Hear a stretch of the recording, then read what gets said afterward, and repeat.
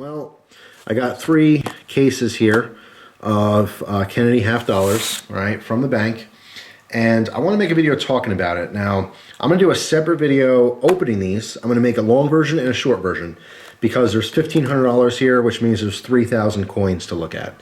I can't do that in 2-minute video. So there'll be a long version where I literally film everything, and there'll be a short version if you just want to see what was in there. It'll be a very short video, completely edited. But I wanted to make this video talking about these cases and just my experience with trying to get them, because they're actually a little bit harder to find than I thought. All right, these are, like I said, $500 cases of Kennedy half dollars. All right, pretty damn heavy. It's 1,000 coins in each one. Each one weighs about 27 pounds. You can order these from your bank. However, I went to my bank recently, right? It was about 2 weeks ago. And I said, look, I want to order some cases of half dollars. They come in these boxes, as you can see.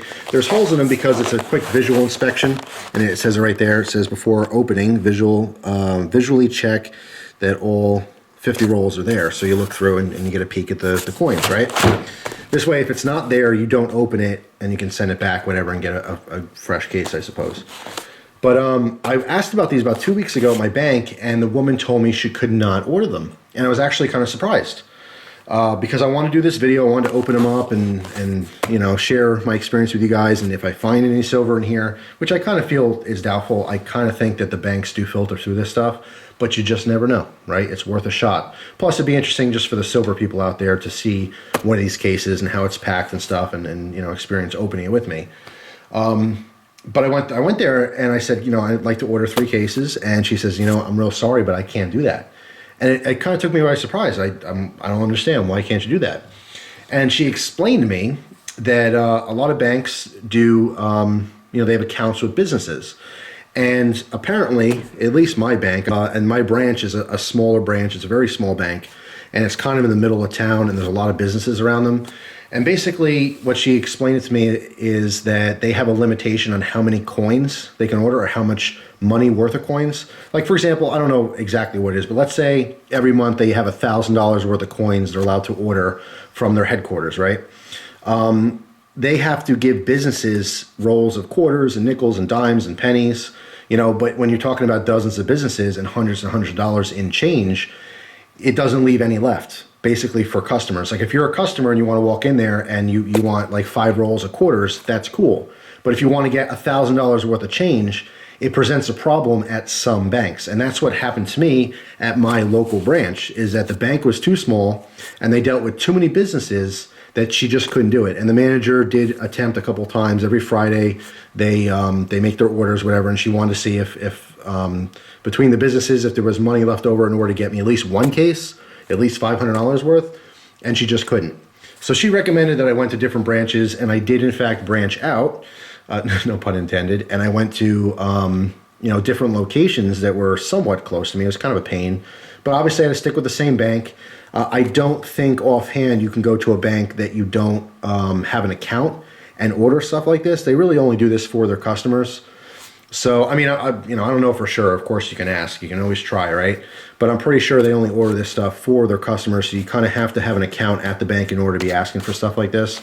But it was really surprising to me that, you know, they just couldn't do that. I didn't understand how it works. So I wanted to relay that message to you guys. If you're looking for these cases, ask first, see if your bank could order it. I ended up having to go to, it was another small bank, but it was basically nowhere near any business.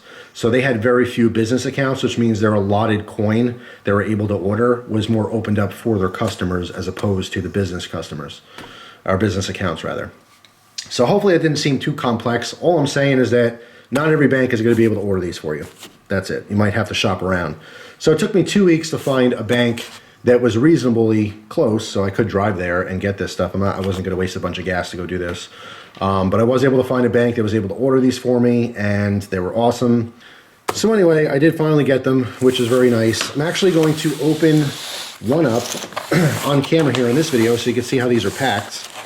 All right, this one happened to be ripped on the side. The woman said the delivery guy, when he dropped it down, you know, put it on the ground by the safe, whatever, it literally ripped in front of her, so there's nothing missing. Plus, again, you can look through these holes and see that all the rolls are there. But anyway, this is how they come to you, okay? Packaged in this box with these holes punched through, right? Flip it around, and these are sealed, okay? So basically, once you open these and break the seal, they're no longer responsible for anything being missing. That's why they have the holes in the front there, so you can visually inspect it, all right? So you want to make sure that it looks like all the rolls are there, everything looks fine, and then there's no tampering with these, basically. All right, so I'm going to open this one right now.